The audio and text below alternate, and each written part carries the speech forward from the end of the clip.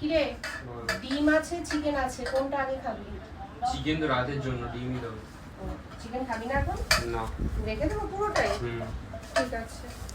Chicken রাত্রিরে কি দিয়ে খাবি? শুধু খাবো। শুধু চিকেন? শুধু চিকেন।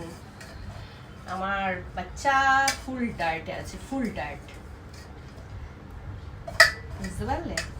খাওয়া দাওয়ার লোভ না মানে সামলাতে পারলে তাহলে কিন্তু ডায়েট করাই বৃথা। সেই কারণে ও এখন ডিম দিয়ে খাবে। আচ্ছা কলমি শাক খাবি না? হ্যাঁ। আর একটা হাতা আনলে ভালো হতো। এই একটা হাতা দিয়ে না এই তরকারি ফরকারি দেওয়া খুব সমস্যা। আর এই কলমি শাকটা ছেলেও খেতে ভালোবাসে, রূপক বাবুও খেতে ভালোবাসে। কি দিয়ে করেছো কলমি শাক? আলু, কুমড়ো আর মুগ ডাল, সেই পালং শাক যেভাবে করে না ওইভাবে করেছি। আচ্ছা বন্ধুরা, এইভাবে তোমরা কে কে খেয়েছো? মানে কলমি শাক পালং শাকের মতন রান্না করে কে কে খেয়েছো? আমি কিন্তু মাঝে মধ্যেই করি। আর এই রেসিপিটা শিখেছি আমার শাশুড়ি মায়ের কাছ থেকে, অর্থাৎ রূপকের মায়ের কাছ থেকে।